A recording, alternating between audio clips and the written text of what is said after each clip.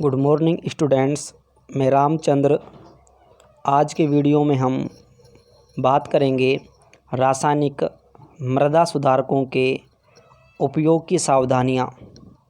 तो सावधानियों में सबसे पहले पॉइंट नंबर एक में कहा गया कि एक ही प्रकार का रासायनिक मृदा सुधारक सभी प्रकार की मृदाओं में उपयोग नहीं किया जा सकता है।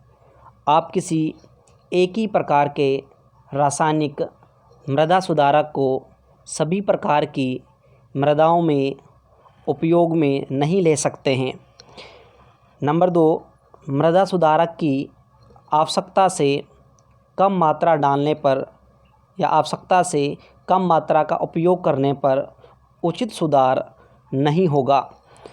नंबर 3, रासायनिक मृदा सुधारकों का उपयोग उचित विधि से एक समान व सावधानीपूर्वक करना चाहिए। पॉइंट नंबर 4, मृदा सुधारक का उपयोग बारीक चूर्ण के रूप में ही होना चाहिए। इसके बाद नेक्स्ट टॉपिक आता है मृदा सुधारकों में पॉइंट नंबर 3, जैविक सुधार। तो जैविक सुधार में कार्बनिक पदार्थ के अपघटन होने पर या कार्बनिक पदार्थों के सड़ने पर कार्बन डाइऑक्साइड तथा कार्बनिक अम्ल का निर्माण होता है। ये बने हुए कार्बनिक अम्ल अविलेय कैल्शियम लवणों को विलय करके मृदा क्षारकता को कम करते हैं, जिससे मृदा की संरचना में सुधार होता है। मुख्य रूप से कार्बन सुधार निम्न होते हैं, जैसे नंबर 1 गोबर की खाद, नंबर 2 सिरा, नंबर 3 प्रेस मड, नंबर 4 हरी खाद व नंबर 5 फसलों के अवशेष। ये हमने 5 यहाँ पर कार्बनिक सुधारक बताए। कार्बनिक सुधारक हैं 5 प्रकार के, जिनका उपयोग हम मृदा सुधार के रूप में कर सकते हैं। इस प्रकार की जितनी भी खादें होती हैं या कार्बनिक सुधारक होते हैं, इनका किसी भी प्रकार का फसल के ऊपर या मृदा के ऊपर या उन्हीं फसलों को एनिमल्स के द्वारा उपयोग में लिए जाने पर किसी प्रकार का साइड इफ़ेक्ट नहीं होता। इसी में हम आगे बढ़ते हुए सबसे पहले पढ़ते हैं सिरा तथा प्रेस मड। सिरा तथा प्रेस मड का उपयोग क्षारीय प्रकार की मृदाओं को सुधारने के लिए किया जाता है। सिरा का संगठन देखें तो सिरा का संगठन धर तथा मुख्र जी के द्वारा दिया गया। सिरे के संगठन के बारे में धर तथा मुख्र जी ने बताया। तो इन्हीं के अनुसार सिरा का जो संगठन है उसमें कार्बोहाइड्रेट की जो मात्रा है वो 60 से 70% होती है। पोटास की मात्रा 4.5%, चूने की मात्रा 2%, P2O3 की जो मात्रा है 0.5%, नाइट्रोजन की मात्रा 0.5%, सल्फ्यूरिक अम्ल 0.5%, FeO3 तथा एल्युमिनियम ऑक्साइड 0.5% शेष जल होता है। बहुत सारे यहाँ पे पदार्थ हैं जो मिलकर सिरे का संगठन का निर्माण करते हैं। नेक्स्ट टॉपिक है सिरा की मृदा में अभिक्रिया।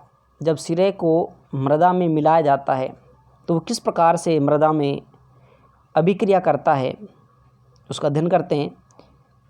सिरे को मृदा में मिलाने पर इसमें सबसे पहले विच्छेदन की क्रिया होती है। विच्छेदन की क्रिया द्वारा कार्बन डाइऑक्साइड तथा कार्बनिक अम्ल का निर्माण होता है। कार्बन डाइऑक्साइड जल के साथ घुलकर या जल के साथ क्रिया करके कार्बनिक अम्ल बनाती है, तो क्षारों को उदासीन करती है, जिससे मृदा में सुधार होता है, मृदा की संरचना में सुधार होगा। इसके बाद है हरी खाद व फसल अवशेष। हरी खाद एक महत्वपूर्ण खाद होती है हरी खाद का उपयोग भी हम मृदा के सुधार के रूप में कर सकते हैं। मृदा के अंदर पोषक तत्वों की मात्रा को बढ़ाने के लिए भी हरी खाद का उपयोग किया जा सकता है। सबसे पहले हम जानें कि हरी खाद होती क्या है, किस प्रकार से हरी खाद को हम उत्पन्न कर सकते हैं, बना सकते हैं। तो हरी खाद का अर्थ होता है कि खेत में उगाई जाने वाली यानी मृदा में उगाई जाने वाली फसलों को कच्ची अवस्था में ही हल चलाकर मिट्टी में दबा देना हरी खाद कहलाता है। इसी हरी खाद के सड़ने पर या हरी खादों के अपघटित होने पर क्षारों को उदासीन करती है। इसके अलावा हरी खाद पौधों को पोषक तत्व भी प्रदान करती है, जिससे पौधों की वृद्धि विकास सही प्रकार से होता है। प्रयोग की जाने वाली हरी खाद जैसे कह सकते हैं कि ढेंचा, ग्वार, सनई, ये सभी हरी खाद के रूप में उपयोग में ली जाने वाली फसलें हैं, जिनका उपयोग ऊसर भूमियों में, ऊसर मृदाओं में किया जाता है। इसके बाद एक कटाली खरपतवार। कटाली खरपतवार का सबसे पहले जो उपयोग है बैंथरा, लखनऊ के समीप जो कि यूपी में है, में क्षारीय मृदाओं के उपचार में सुधार में किया गया था। ये क्षारीय मृदाओं के लिए कार्बनिक पदार्थों का एक अच्छा स्रोत होता है। इसे चूर्ण रूप में मृदा के अंदर मिलाया जाता है। कटाली खरपतवार का संगठन देखें तो संगठन होता है इसमें पोटेशियम नाइट्रेट KNO3 जो है 1 से 8% होगा, CaHPO4 0.3% होगा, CSO4 कैल्शियम सल्फेट 0.4% होगा, कार्बनिक अम्ल 4.2%, शर्करा 9.8% इसके अंदर प्रेजेंट होती है।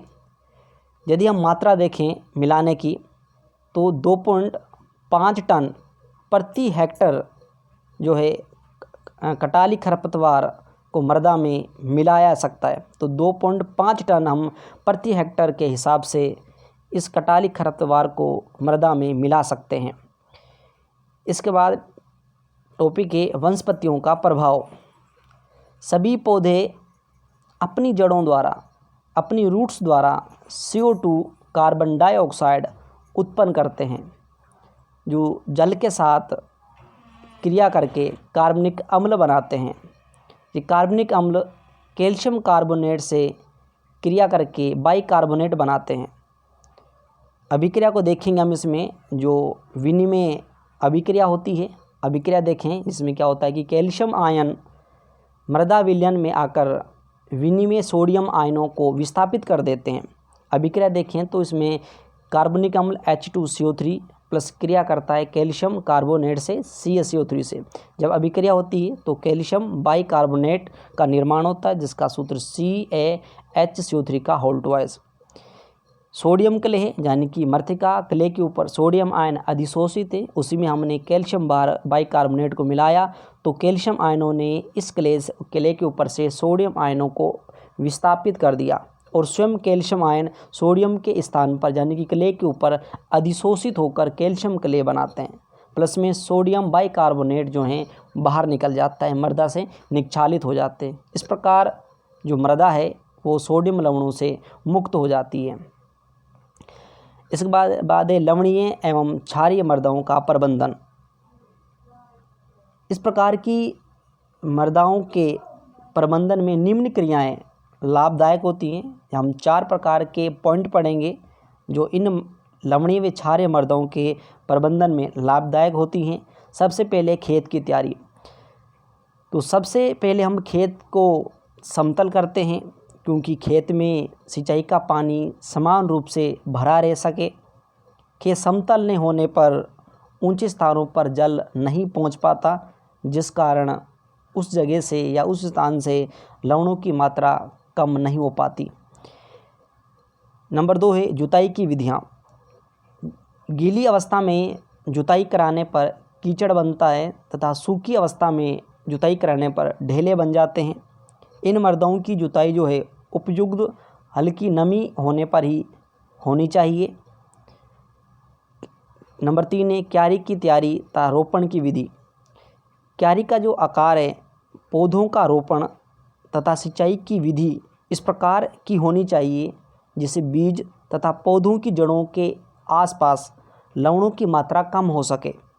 इन मृदाओं में पूर्ण सिंचाई वाली फसलों के बीज मेड़ों की ढलान पर बोने चाहिए और उगने से पहले एक सिंचाई देनी चाहिए।